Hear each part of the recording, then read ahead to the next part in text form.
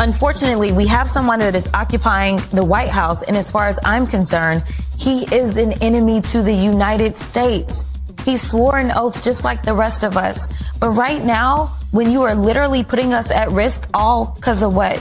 Because you want to convince your followers that you should be a dictator too, that you should never leave the White House because you don't believe that elections should take place. I don't really understand what is going on, and I don't know what it's going to take to get people to wake up. Dallas Congresswoman Jasmine Crockett, who has emerged as one of the most forceful opponents of the Trump administration in Congress, far too many of whom are far too quiet these days. It's Tuesday, March 4th, 2025, and this is the Progress Texas Daily Dispatch, rapid response on the breaking news stories Texas progressives need to know.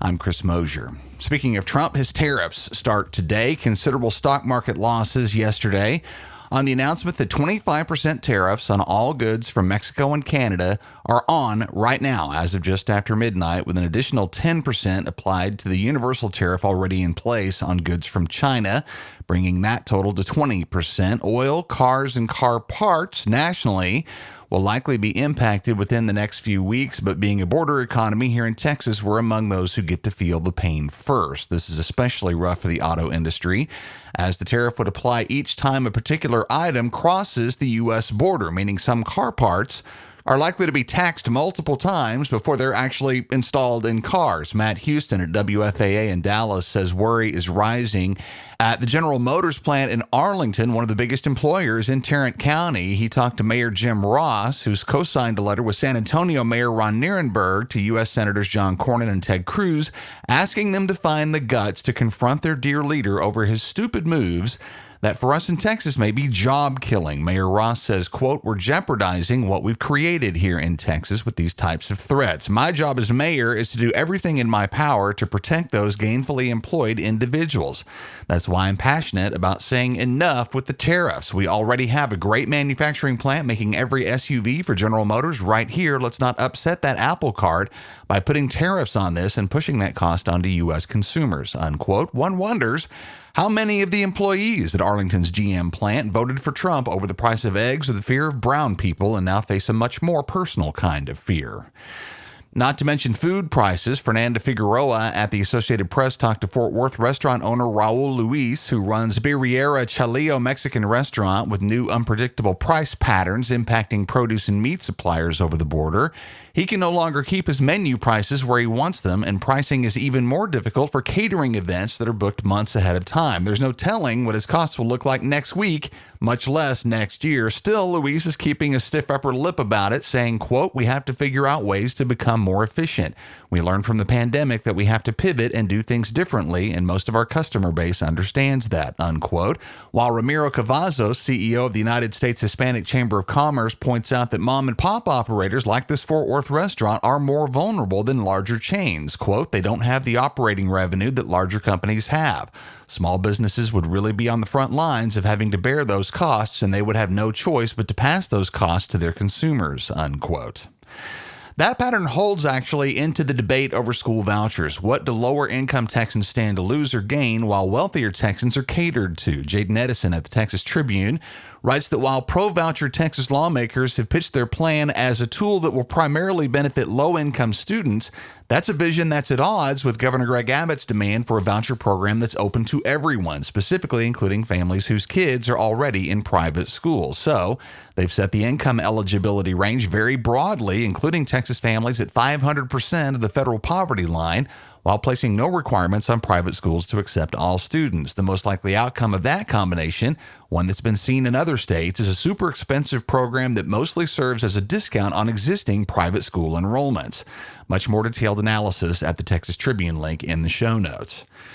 So, any lessons learned by the folks out in West Texas as the measles outbreak remains a worldwide headline? A joint AP Texas Tribune report says, not really. Community leaders like Dave Klassen, senior pastor at Community Church of Seminole, say they're pretty much leaving decisions about vaccines to family leaders, which in this community pretty much means fathers, many of whom are susceptible and themselves peddling misinformation about vaccines, distrust of local public health officials, and a fear of governmental authority overruling family autonomy. And the Republican electeds in Austin are certainly not countering any of that. Vaccine skepticism is enjoying a heyday at the ledge as more than a dozen bills have been filed that would strengthen or expand vaccine exemptions, which Texas law already more or less allows for out of, quote, reasons of conscience, including a religious belief, unquote. In some quarters out there does appear to be a gradual decoupling of the support of Donald Trump and the tendency towards vaccine avoidance, but it's too gradual to be very encouraging to the rest of us.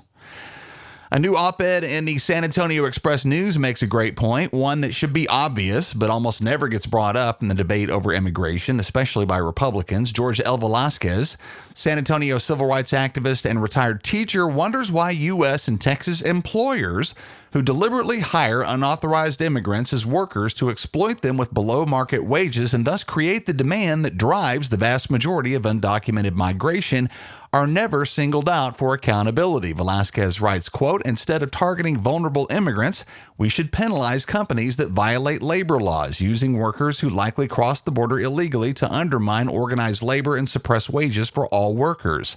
In 2022, only a fraction of the federal immigration enforcement budget was devoted to workplace investigations, while billions were spent on border enforcement.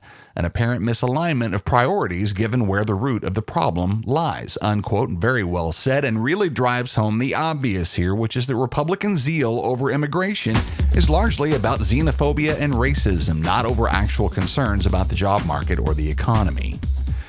Our funding here at Progress Texas is rarely sufficient for us to plan much more than a quarter or two ahead, but the conservative disinformation machine we oppose has no such obstacle. They're funded by oil and tech billionaires and religious right-wing activist groups. Our regular everyday listeners form a key component of our funding here at Progress Texas. If that's you, we could use your support as a monthly contributor, and no amount is too small. Go to progresstexas.org/donate. Thanks so much to Jacqueline Stewart, Linda Melanson, and Glenda Rogers, all of whom are on the team.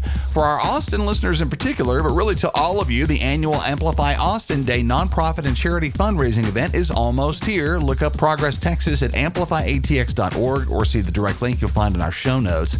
The official I Live Here, I Give Here Amplify Austin Day starts tomorrow evening, Wednesday, March 5th, and continues through the evening of this Thursday, March 6th. Your donation helps keep this podcast coming every morning and also supports our overall mission to fight against disinformation and for progress in Texas. And we thank you in advance. That's the Progress Texas Daily Dispatch for this Tuesday, March 4th, 2025. Links to all these original stories can be found in our show notes. Progress Texas is a nonprofit, rapid response media organization promoting progressive messages and actions. While campaigns come and go, we're the permanent home for progressive media and action in the Lone Star State. I'm Chris Mosier. Thanks so much for listening. We'll see you again tomorrow morning. And I'm closing today with a message that was posted to Facebook yesterday by Jason Smith, one of our beloved board members here at Progress Texas and an attorney based in Fort Worth, one of our main go-tos on legal matters. This statement's in response to yet more goofy crap posted lately by Tarrant County GOP Chair Beau French about his plans to drive all the Democrats out of Cowtown. Pretty tall order with folks like Jason hanging around.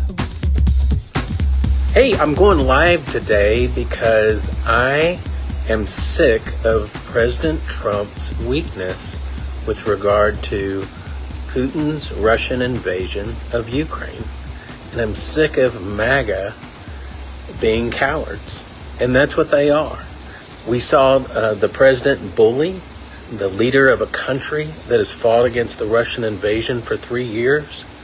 After the Russians began the invasion, they kidnapped 20,000 Ukrainian children. And the president's mad that the Ukrainians don't trust Putin and want guarantees for their security. What does Putin have on Trump? As part of this, Beau French made a real bold post this weekend about how his job is to eliminate Democrats. I'm challenging Beau French to a debate about President Trump's cowardly Ukraine policy and what Putin has on Trump. What do you say, Beau French?